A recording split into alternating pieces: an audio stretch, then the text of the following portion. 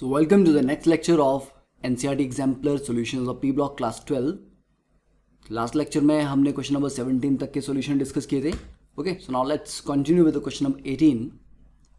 देखिए, इन the preparation of HNO3 nitric acid जो हम ओस्टवाल्ड प्रोसेस यूज करते हैं, ठीक है, उसमें we get NO gas, nitric oxide gas, by catalytic oxidation of ammonia. तो पूछ रहा है कि the moles of nitric oxide produced by the oxidation of 2 moles of ammonia will be. अभी भी डायरेक्टली NCERT बेस्ड क्वेश्चन है. This is the paragraph. तो आपको क्या क्या याद करना है? पहली बात, HNO3 की प्रेपरेशन के लिए जो प्रोसेस यूज किया दैट इज कॉल्ड ओस्टवाल्ड्स प्रोसेस.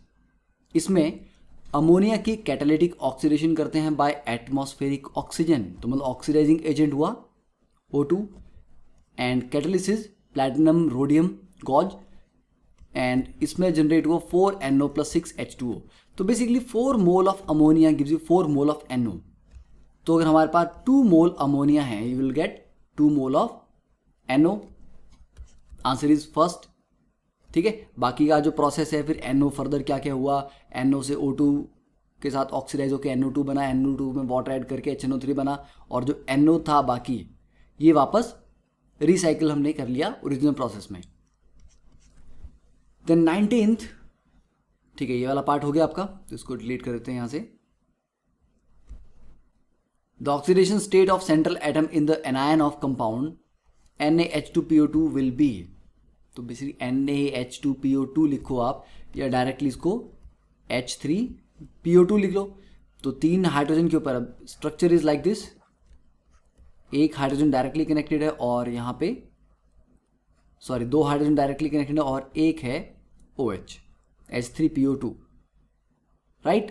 तो यहाँ पर फॉस्फोरस की ऑक्सीडेशन स्टेट इज +1. 3 हाइड्रोजन की जाएगी +1, तो दैट मेक्स इट +4, एंड दोनों ऑक्सीजन की -2. तो आंसर कितना आ जाएगा इसका? 3. तो फॉस्फोरस इज इन +1. और अगर हम H3PO3 ले लें तो फॉस्फोरस आ जाता है +3 में, और अगर हम H3PO4 ले लें तो फॉस्फोरस चला जाता है +5 में. Then question number 20, which of the following is not tetrahedral in shape? NH4 positive is a perfect tetrahedral. Nitrogen के 4 बॉन्ड्स हैं, all are exact tetrahedral angles. SiCl4 silicon के पास भी 4 वैलेंस इलेक्ट्रॉन्स हैं, चारों ने एक बॉन्ड बनाया, तो परफेक्ट टेट्राहेड्रल. SF4 सल्फर के पास 6 इलेक्ट्रॉन्स होते हैं, तो 4 से तो वो फ्लोरीन से बॉन्ड बना रहा है और एक लोन पेयर बचेगा, तो it has not T shape, it is seesaw. ठीक है. सल्फेट भी टेट्राहेड्रल होता है लाइक दिस. तो answer is third, SF4. Then question number 21, which of the following are peroxo acids? Peroxo acid वो होते हैं जहां पर ऑक्सीजन सिंगल बॉन्ड ऑक्सीजन है, दैट इज परऑक्सो लिंक है, जैसे कि H2SO5. तो H2SO5 में it is just like H2SO4. OH की जगह यहाँ पर O सिंगल बॉन्ड O फिर H हम लगाते हैं, तो H2SO5 का ये हो गया स्ट्रक्चर. तो परऑक्सी लिंक है यहाँ पे, oxygen single bond oxygen. Similarly H2S2O8 में भी परऑक्सी लिंक आता है. ठीक है, तो दीज 2 आर परऑक्सो एसिड्स. ये भी NCERT से डायरेक्टली, उसमें H2SO5 का स्ट्रक्चर नहीं दिया है, बट H2S2O8, H2S2O7 ये सारे दिए हुए हैं. Then question 22, hot concentrated H2SO4 acts as moderately strong oxidising agent. Yes, it oxidises both metals and non metals. Which of the following element is oxidise by concentrated H2SO4 into 2 gaseous products. तो finally आपको 2 gaseous product मिले. देखिए, ये भी directly NCERT से लिया गया है. This is the paragraph from NCERT, oxygen family. देखिए, hot concentrated sulphuric acid is moderately strong. तो कहानी पूरी वही है जो यहाँ पर थ्योरी में दी गई है. अब कॉपर को जब ये फाइनली ऑक्सीडाइज कर रहा है तो आपको 2 गैसेज नहीं मिल रही. सल्फर से भी आपको एक ही मिल रही है, पर कार्बन के साथ एक CO2 और एक SO2, 2 गैसेज मिल रही हैं. तो कार्बन के साथ रिएक्शन में 2 गैसेज जनरेट करता है. ठीक है, तो अब इसको डिलीट करते हैं. Next question 23, a black compound of manganese. Black compound of manganese क्या क्या हो सकता है? देखते हैं. With halogen acid HX to give greenish yellow gas. देखो greenish yellow gases and when excess of this gas, एक क्लोरीन भी होती है, when excess of this gas reacts with ammonia and unstable trihalide, तो ऑब्वियसली बात है यही से सारी इन्फॉर्मेशन आ गई। अमोनिया से रिएक्ट कर और अनस्टेबल ट्राईहेलाइड, नाइट्रोजन के ट्राईहेलाइड एक्सेप्ट NF3, बाकी सारे अनस्टेबल होते हैं, जैसे कि NCl3, NBr3, ये सारे अनस्टेबल हैं। ओके, तो ये तो क्लियर हो गया कि NCl3 बन रहा है। अब NH3 को NCl3 में कन्वर्ट करने के लिए आप किससे ट्रीट करोगे? ऑब्वियसली Cl2, तो NH3 plus Cl2 gives you NCl3। It means ये जो हैलोजन एसिड था इट वॉज HCl। तो फिर जो ब्लैक कलर का मैंगनीज कंपाउंड है that has to be MnO2, तो MnO2 plus HCl gives you MnCl2 plus Cl2 plus H2 बन जाएगा वहां पे। तो क्लोरीन निकली, chlorine is greenish yellow gas. तो NH3 में नाइट्रोजन की ऑक्सीडेशन स्टेट होती है -3, और NCl3 में भी वैसे इट इज़ डिफिकल्ट के असाइन करना ऑक्सीडेशन स्टेट, बट जनरली हम इसको -3 लेके चलते थे यहाँ पे, बट इन्होंने -3 to -3 ऐसा कुछ मेंशन नहीं किया, तो फिर हम NCl3 में इसको +3 ले लेते। बट काफ़ी आप फॉरेन ऑथर्स वगैरह देखोगे तो NCl3 में नाइट्रोजन की ऑक्सीडेशन स्टेट को -3 ही लेके चलते हैं, ठीक है।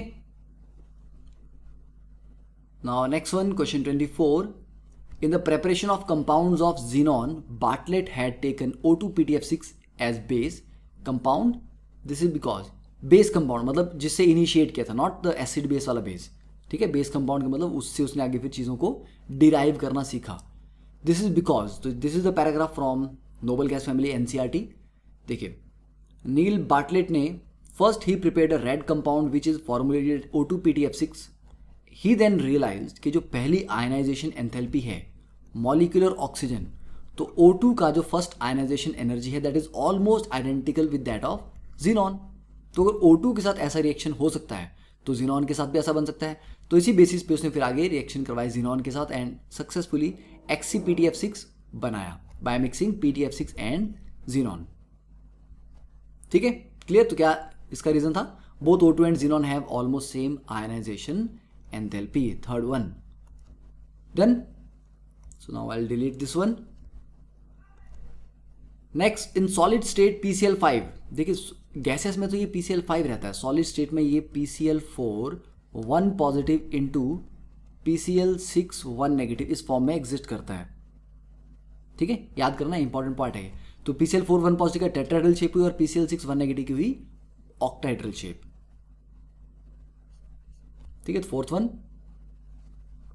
Then question 26, reduction potential of some ions are given, तो इनकी ऑक्सीडाइजिंग पावर, देखिए reduction potential is directly proportional to oxidising power. तो सबसे ज़्यादा रिडक्शन पोटेंशियल किसका है? 1.74, फिर 1.65, फिर 1.19, तो BrO4 नेगेटिव, फिर IO4 नेगेटिव, फिर ClO4 नेगेटिव। तो ये तो हो गया, यहाँ आपको वैल्यू दी गई हैं, पर ये याद भी करना है, अगर आपको वैल्यू नहीं भी दी हो तो ये याद करना है sequence, okay. Then question 27, which of the following is isoelectronic pair, तो ये तो आप काउंट कर ही लोगे, आंसर इज सेकेंड वन, ठीक है। It's not much of a problem, क्योंकि ब्रोमीन ब्रोमीन कॉमन था, O2 1 नेगेटिव करो और F2 1 पॉजिटिव करो, उनमें नंबर ऑफ इलेक्ट्रॉन सेम आते हैं, ठीक है। Now next is the multiple choice questions. Question 28, if chlorine gases pass through hot NaOH solution, देखिए Cl2 को जब हम NaOH से ट्रीट करते हैं, ठीक है, हॉट कंसनट्रेटेड, तो एक तो बनता है Cl नेगेटिव और एक बनता है ClO3 नेगेटिव, और इसको अगर आप NaOH कोल्ड और डाइल्यूट से ट्रीट करो तो बनता है Cl negative plus OCl negative, right. तो ClO3 नेगेटिव में क्लोरीन की ऑक्सीडेशन स्टेट है +5, जबकि OCl नेगेटिव में है +1। तो हॉट से बोला, इसलिए कहाँ से जा रहा है ये? 0 से -1 और +5। तो बोला two changes are observed in the oxidation number of chlorine during the reaction, these are 0 to +5 and 0 to -1, ठीक है, first and third. Then next is question number 29, which of the following option are not in accordance with the property mentioned against them. देखिए oxidising power करें, F2Cl2 Br2 I2 सही है, ठीक है, ये तो करेक्ट है। Mi Mbr MCl Mf ionic character of metal halides, तो क्या मेटल हाइड सबसे ज़्यादा आयोडाइड होते हैं आयनिक? नो, क्योंकि सबसे ज़्यादा इलेक्ट्रॉन नेगेटिविटी का डिफरेंस तो फ्लोराइड के साथ होता है, तो ये गलत है। तो एक ही आंसर हो जाएगा। F2Cl2 Br2I2 bond dissociation enthalpy, हमें लगेगा कि F2 क्योंकि सबसे छोटा बॉन्ड है इसलिए उसकी बॉन्ड एनर्जी सबसे ज़्यादा होनी चाहिए, but due to interelectronic repulsion F2 की बॉन्ड एनर्जी सबसे ज़्यादा नहीं होती, so that is also wrong. ठीक है, फिर हाइड्रोजन हेलोजन बॉन्ड स्ट्रेंथ, ये करेक्ट है। ठीक है, HF, HCl, HBr and HI। 30 which of the following is correct for P4 molecule of white phosphorus. ठीक है, व्हाइट फॉस्फोरस में क्या होता है, इट इज हाईली रिएक्टिव और most reactive allotrope of phosphorus. तो 4 फॉस्फोरस यहाँ पे होते हैं, वो आपस में सारे बॉन्डेड होते हैं। ठीक है, तो इट है 6 लोन पेयर ऑफ इलेक्ट्रॉन्स। तो देखिए ये कोई भी एक फॉस्फोरस आप ले लो, 3 2 बॉन्ड बना रहा है और एक लोन पेयर होगा, तो इफेक्टिवली सबके पास एक एक लोन पेयर पड़ा होगा। ठीक है, तो it has 6 lone pair of electrons, wrong, it has only 4। It has 6 pp single bond, देखिए 1 2 3 4 5 6, यस 6 pp सिंगल बॉन्ड्स है। It has 3 pp single bond, wrong, it has 4 lone pair, yes. फिर 31 which of the following statements are correct among halogens radius ratio between iodine and fluorine is maximum। Okay, radius ratio, okay ठीक है, directly radius मतलब iodine का radius और fluorine का, obvious सी बात है, iodine सबसे बड़ा होगा, फ्लोरीन सबसे छोटा होगा, तो इसकी अगर आप रेशियो लोगे इनके रेडियस की तो ऑब्वियस सी बात है वो मैक्सिमम आएगी, तो that is correct. Living F single bond F, all halogens have weaker XX bond than XX dash in inter halogens। तो वीकर होते हैं सभी में? नहीं, मतलब F2 को छोड़ दो, क्या सभी हेलोजेंस के अपने बॉन्ड उनके इंटर हेलोजन कंपाउंड के कंपैरिजन में वीकर होते हैं? नो, ठीक है, ऐसा नहीं है, हमेशा वीकर नहीं होते, स्ट्रांग भी होते हैं। ठीक है, ये आप जब इसका ग्रुप नंबर 17 NCERT में पढ़ेंगे तो वहाँ पर आपको जो बॉन्ड एनर्जी की वैल्यूज होंगी उनसे क्लियर हो जाएगा। Then third, among interhalogen compounds maximum number of atoms are present in iodine fluoride. Maximum number of atom, क्योंकि आयोडीन कितना फ्लोराइड बना सकती है, IF7, तो इससे ज़्यादा तो नहीं बन सकता ना, क्योंकि 7 एटम बनाना, 7 एटम के साथ बॉन्ड बनाना है, क्योंकि आयोडीन बहुत बड़ा, फ्लोरीन बहुत छोटा है, तो 7 फ्लोरीन को उसके सराउंडिंग में एडजस्ट किया जा सकता है, इसलिए बना सकता है, बाकी कोई 7 बॉन्ड नहीं बनाएगा। तो IF7 में 8 एटम्स हैं, इसलिए मैक्सिमम है। Interhalogen compound are more reactive than halogen, yes it's a fact, याद ही करना आपको, इंटर हेलोजन कंपाउंड ज़्यादा रिएक्टिव होते हैं क्योंकि उनमें थोड़ी सी पोलैरिटी आ जाती है। Then 32, which of the following statements are correct for SO2 gas? It acts as bleaching agent in moist conditions, yes. Its molecular linear geometry, no, it is bent. Its dilute solution is used as disinfectant, yes. It can be prepared by the reaction of dilute H2SO4 with metal sulfide, no, ऐसा कोई reaction नहीं है। ठीक है, एक बार इसको NCERT से हम कंफर्म भी कर लेते हैं। तो ये कंफर्म करने से पहले एक बार NCERT की कुछ स्टेटमेंट देख लेते हैं रिगार्डिंग द प्रीवियस क्वेश्चन 31। देखिए, the ionic character of the halide decreases in the order MF, MCl, MBr, Mi। तो ये भी डायरेक्टली NCERT में दिया गया है। और फिर अगर हम बात करें नेक्स्ट कि व्हाट आर द कोल्ड और डाइल्यूट NaOH के साथ क्लोरीन का रिएक्शन किस तरह से रहता है, तो पहले इसको डिलीट कर देते हैं। ओके, देखिए, कोल्ड एंड डाइल्यूट अल्कली के साथ क्लोरीन का reaction NaOH plus Cl2 cold and dilute NaOCl plus NaCl, और हॉट एंड कंसनट्रेटेड के साथ NaCl plus NaClO3, and with dry slaked lime it gives bleaching powder. तो ये 3 reactions काफ़ी important है, ये आपको तीनों याद होनी चाहिए, तो अगर लिख के इनको साथ के साथ प्रैक्टिस भी कर लो। ठीक है, तो अब बात करते हैं क्वेश्चन नंबर 32 में NCERT में क्या गिवन है। देखिए, ये भी डायरेक्टली पेज नंबर 188 NCERT में पैराग्राफ दिया गया है, जिसको यहां पे हम देख सकते हैं। देखिए, when moist sulphur dioxide behaves as a reducing agent, for example it converts Rm3 to Rn2 and decolourises acidified potassium permanganate solution. तो ये तो इसकी डिटेक्शन के लिए हो गया कि सल्फर डाइऑक्साइड को अगर डिटेक्ट करना हो तो Fe3 पॉजिटिव की कन्वर्जन Fe2 पॉजिटिव में करेगा, एक ये हो गया। और MnO4 नेगेटिव के सॉल्यूशन को डी कलराइज कर देता है, क्योंकि KMnO4 का सॉल्यूशन का कलर क्या होता है, वायलेट। तो जब वो Mn+2 में कन्वर्ट हो जाएगा तो वायलेट कलर उसका चला जाएगा। And the molecule of SO2 is angular, ये पार्ट भी यहाँ पे पूछा गया है। तो मतलब ये पूरा क्वेश्चन इस पैराग्राफ के ऊपर बेस्ड था, ठीक है। Sulphur dioxide is used in refining petroleum and sugar, in bleaching wool and silk, as an antichlor, disinfectant and preservative, ठीक है। तो ये सारे के सारे जो इसके यूजेज हैं इनको साथ के साथ भी पढ़ सकते हैं, क्योंकि क्वेश्चन को सॉल्व करते हुए जब हम थ्योरी पढ़ते हैं तो वो ज़्यादा याद रहती है, क्योंकि हम उसको एक क्वेश्चन से रिलेट कर पाते हैं। Okay, now next is question number 33, which of the following statements are correct? All the 3 NO bond length इन HNO3 आर इक्वल। तो HNO3 का स्ट्रक्चर कुछ इस तरह से रहता है। अब यहां पे ये जो दो ऑक्सीजन हैं इनके बीच में तो रेजोनेंस होगी, ठीक है। कभी ये वाला आप डबल लिखोगे, इसको कोऑर्डिनेट बॉन्ड बनाओगे, कभी इसको डबल करोगे, उसको कोऑर्डिनेट बनाओगे, तो ये दोनों बॉन्ड लेंथ तो बराबर हैं। पर ये वाला बॉन्ड ऐसा नहीं है, क्योंकि ये दोनों रेजोनेंस में रहेंगे तो इनके पास कंप्लीट डबल कैरेक्टर भी नहीं रहेगा, कंप्लीट सिंगल बॉन्ड कैरेक्टर भी नहीं रहेगा। इन दोनों बॉन्ड्स के पास होगा पार्शियल डबल बॉन्ड कैरेक्टर। पर ये जो बॉन्ड है इसके पास हमेशा सिंगल बॉन्ड कैरेक्टर ही होगा, इसीलिए तीनों नाइट्रोजन ऑक्सीजन बॉन्ड लेंथ बराबर नहीं होंगी, ठीक है। तो which the following statements are correct? तो पहला तो करेक्ट नहीं है।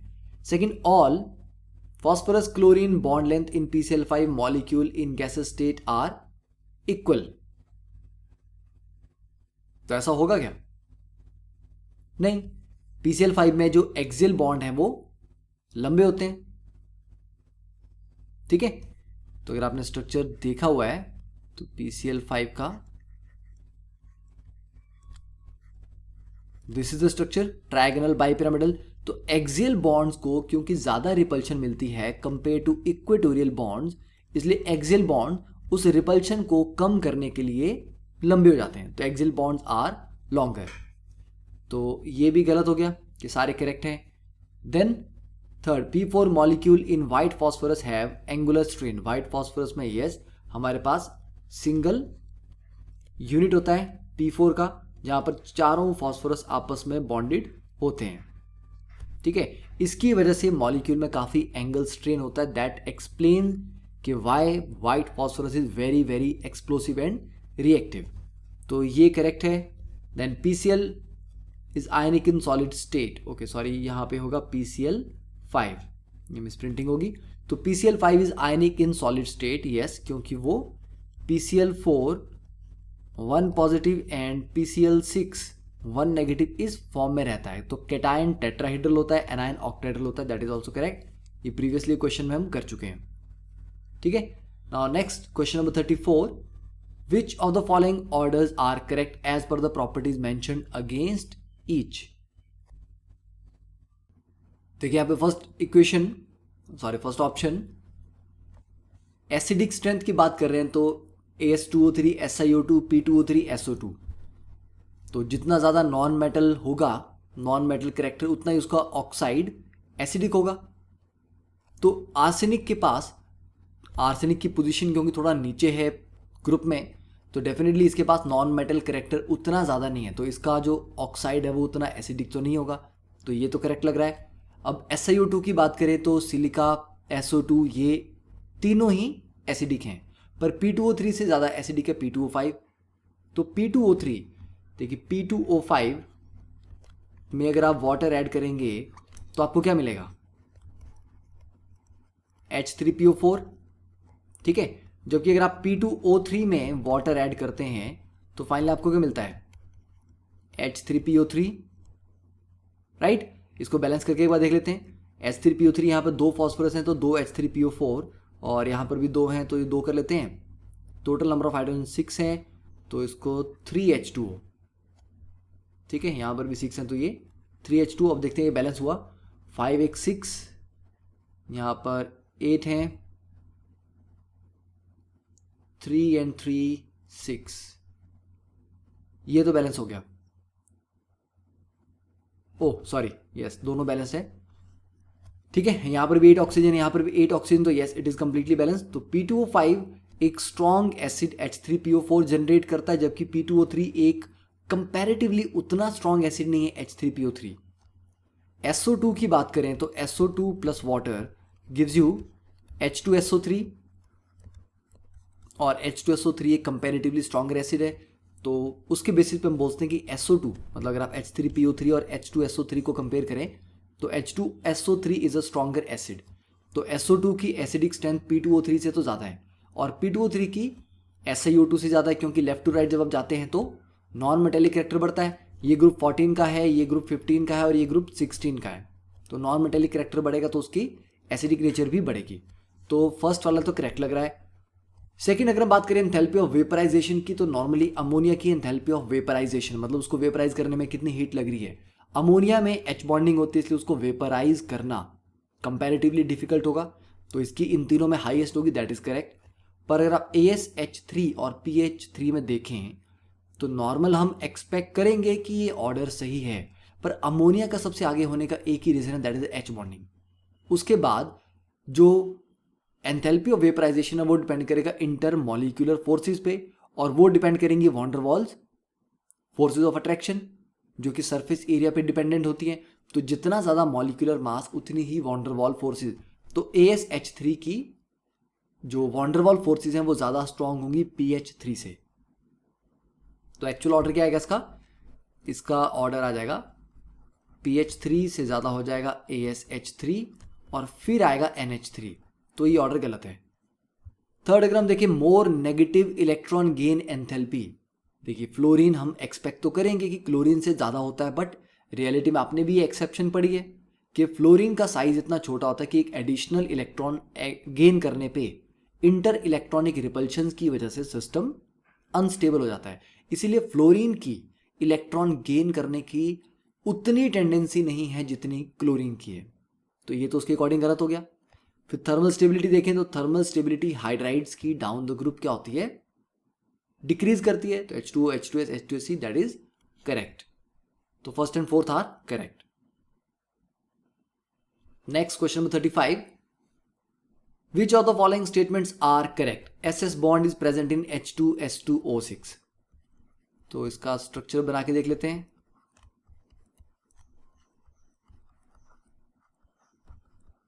तो यहां पे yes sulphur sulphur bond is present, तो ये H2S2 336, फाइन, ये करेक्ट है। In peroxo sulphuric acid H2SO5 sulphur is in +6 oxidation state, ये भी करेक्ट है, क्योंकि नॉर्मल सल्फ्यूरिक एसिड में एक ऑक्सीजन और एंटर करना है, ये हो जाएगा H2SO5। तो यहाँ पे सल्फर अगर हम ऑक्सीडेशन स्टेट देखें तो दैट इज +6, क्योंकि सल्फर चारों तरफ ऑक्सीजन से बॉन्डेड है और टोटल 6 बॉन्ड बना रहा है, तो 6 के 6 बॉन्ड में इलेक्ट्रॉन लूज कर रहा है, तो +6 आ जाएगा। Iron powder along with Al2O3 and K2O is used as a catalyst in the preparation of ammonia by Haber process. तो नॉर्मली पढ़ने में ये स्टेटमेंट बिल्कुल करेक्ट लगती है, क्योंकि Al2O3 K2O वहां पे था और आयरन भी कुछ था, तो जनरली होता है हम जल्दबाजी में इसको करेक्ट कर दें, but this is the paragraph from NCERT। A temperature of 700 Kelvin and the use of a catalyst such as iron oxide, not the iron powder, with small amount of K2O and Al2O3 to increase the rate of attainment of equilibrium। तो मतलब iron powder नहीं होगा, iron oxide होगा, तो ये गलत हो गया। Fourth, change in enthalpy is positive for the preparation of SO3 by catalytic oxidation of SO2। मतलब अगर आप SO2 की ऑक्सीडेशन से, ठीक है, यहां पर आप कैटलिस्ट डाल दो, SO3 बना रहे हैं, तो ये बोल रहा है उसका चेंज इन एंथैल्पी पॉजिटिव, मतलब डेल्टा H पॉजिटिव है। सीधी सी बात है, ऑक्सीडेशन या ऑक्सीजन के साथ रिएक्शन को बेसिकली आप कंबशन बोलते हैं, और ऑक्सीडेशन एक्सोथर्मिक होता है, कंबशन एक्सोथर्मिक होता है। तो SO2 + O2 अगर SO3 बनाएगा तो that will be an exothermic process, तो ये डेल्टा H पॉजिटिव नहीं आ सकता, that is also wrong. Okay, then question number 36, in which of the following reactions concentrated H2SO4 is used as an oxidizing agent। देखो, oxidising agent होगा तो खुद reduce होगा, तो सल्फर की यहां पर ऑक्सीडेशन स्टेट +6 है, 6 से अगर लोअर जाएगी तो ठीक होगा, अब देखिए यहाँ पर भी SO4 है, यहाँ भी SO4 है, तो पहले में तो उसकी ऑक्सीडेशन स्टेट ही चेंज नहीं हो रही। सेकंड में अगर आप देखोगे तो +6 से +4 गया है, तो यस यहाँ पे हम बोल सकते हैं क्योंकि HI को मतलब I नेगेटिव को -1 से 0 में उसने ऑक्सीडाइज तो किया है। फिर कॉपर को उसने कॉपर 0 से कॉपर 2 में ऑक्सीडाइज किया और सल्फर +6 से +4 में गया है SO2 में, तो यहाँ भी होगा। पर यहाँ पर भी SO4 है, यहाँ पर भी SO4 है, कोई चेंज नहीं है। तो answer is second and third. Clear? Now next,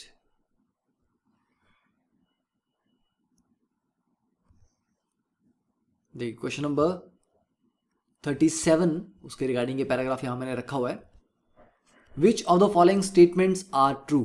only type of interaction between particle of noble gases are due to weak dispersion forces.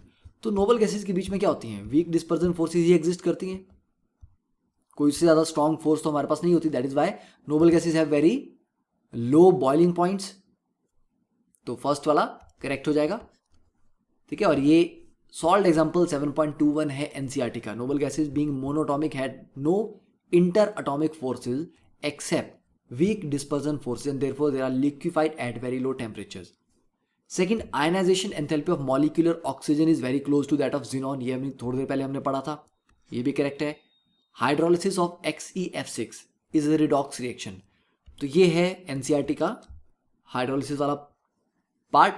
तो यहां पर आप देखो, जो पार्शियल हाइड्रोलिसिस करें हम XeF6 का, that gives you XeOF4 and XeO2F2।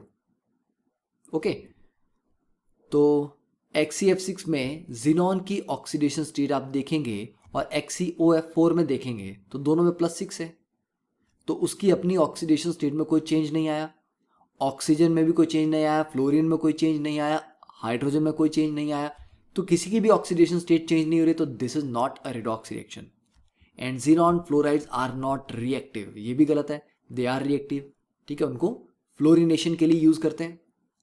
तो that completes up to question number 37। Next lecture में we will be solving this short answer type questions जिनके एनसीईआरटी ने आंसर्स दे रखे हैं, बट हम उनको थोड़ा और जहां पर डिटेल पॉसिबल हो पाएगा तो उसको भी डिस्कस करेंगे, सो दैट और अच्छे से थ्योरेटिकल पार्ट हमारे रिवाइज हो जाए, ठीक है। तो एक बार आप ट्राई करो शॉर्ट आंसर टाइप में और उसके आगे जो मैथ्स द कॉलम टाइप के क्वेश्चन है उनको सॉल्व करने की। तो see you in the next class. Thank you, have a nice day.